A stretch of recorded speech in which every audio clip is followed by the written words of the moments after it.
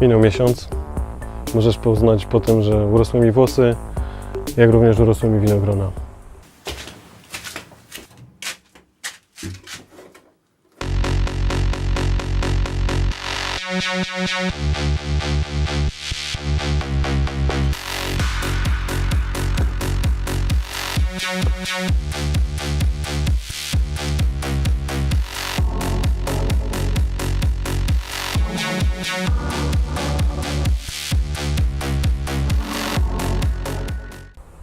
Czas na wyniki. Zobacz sama.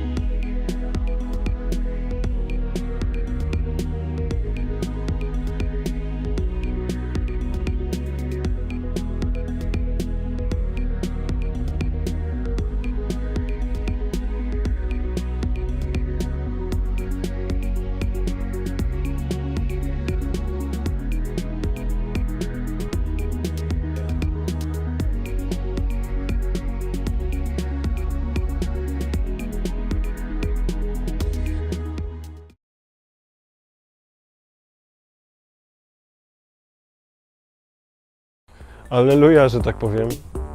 Okazuje się, że na jednym z 15 opłatków użytych w eksperymencie pojawiło się czerwone przebarwienie, czyli domniemane krwawiące serce.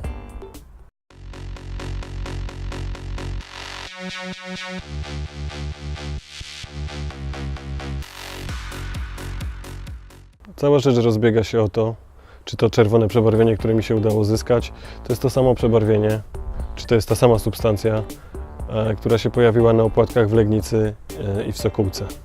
Czy to jest ta sama substancja? Jedyne, co możemy zrobić, to porównać ten materiał, który ja uzyskałem, ze zdjęciami dostępnymi w sieci tej substancji z Legnicy i z Sokółki. No chyba że ja wyślę próbkę do analizy i analiza przeprowadzona na próbce, którą ma biskup, zostanie upubliczniona i wtedy je możemy porównać. Do tego czasu zakładamy, że tak jest. Zakładam ja. Ty oczywiście zachęcam Cię, żebyś był wątpliwy i sceptyczny był, bo to jest zawsze dobra postawa, żeby dotrzeć do prawdy. No to cóż, pospekulujmy. Albo to jest cudowne zdarzenie, albo nie jest. Wydaje mi się, że w tym przypadku opcje są tylko takie.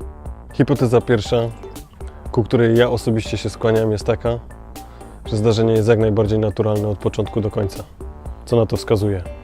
Opłatek niekonsekrowany, łatwość, z jaką uzyskałem przebarwienie. Jeżeli się przyjrzysz dokładnie temu czerwonemu przebarwieniu, to oprócz niego widać tam również inne ślady czegoś, co można, co wygląda jak pleśń lub jakiś grzyb.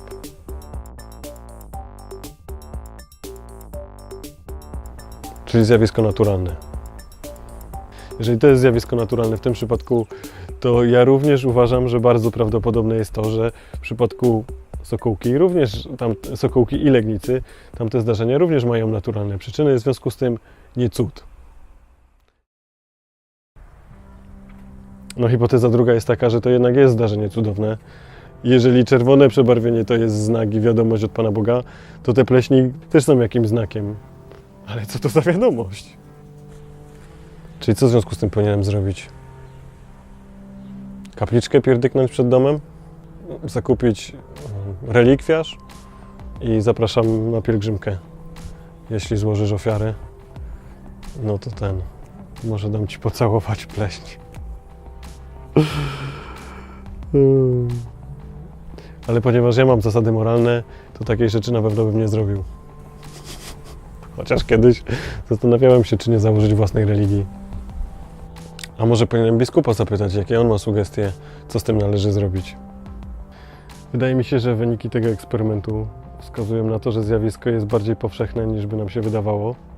W związku z tym znamiona cudowności znikają. jeżeli znikają w tym przypadku, to wydaje mi się zasadne uważać, że znikają również w przypadku Sokółki i Legnicy. Wniosek stąd płynie taki, że wprowadzono Cię w błąd. Jeżeli uwierzyłeś w cudowność tamtych zdarzeń, to może się okazać, że się mylisz. Ale nie szkodzi. Jeśli nigdy się nie myliłeś, to nigdy nie dowiedziałeś się niczego nowego. Bo i Tobie, i mnie, i biskupowi na pewno chodzi o to, żeby dotrzeć do prawdy. Wiemy przecież z nauczania świętego Pawła, że prawda nas wyzwoli.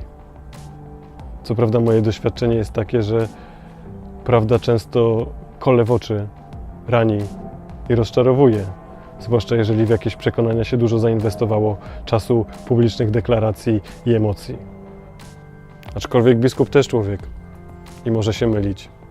Się myli. Przynajmniej w tym przypadku, moim zdaniem.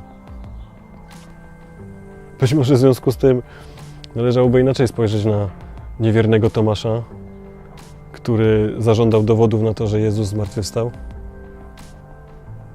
I po prostu wziąć z niego przykład i wykazać ociupinę niewiary, sceptycyzmu, ponieważ sceptycyzm i niewiara i wątpliwości mają duży potencjał, żeby nas zbliżyć do prawdy.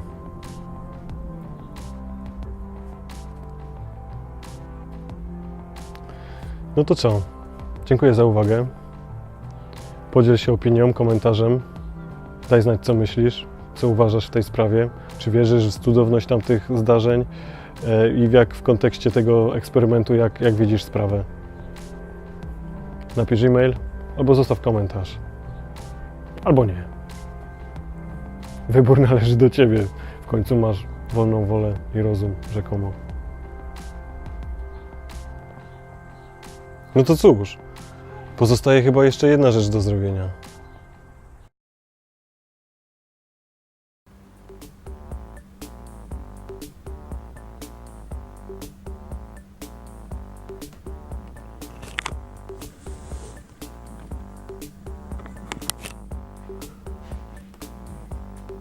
Witamy w Instytucie Ekspertyz Sądowych w Krakowie.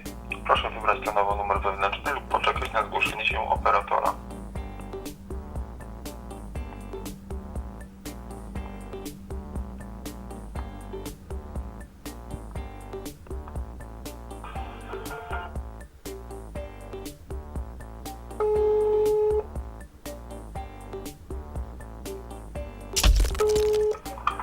Instytut Ekspertyz Kraków. W czym mogę pomóc?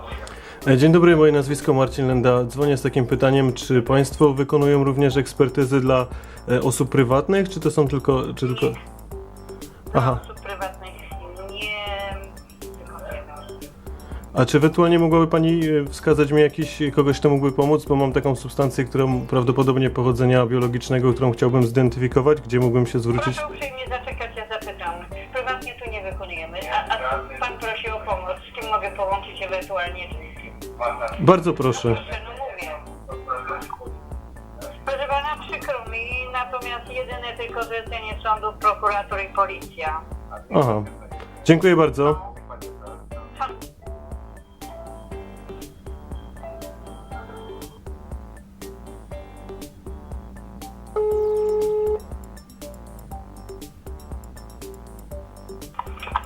Instytut Ekspertyz Sądowych Elwira Furtak, Olga, słucham.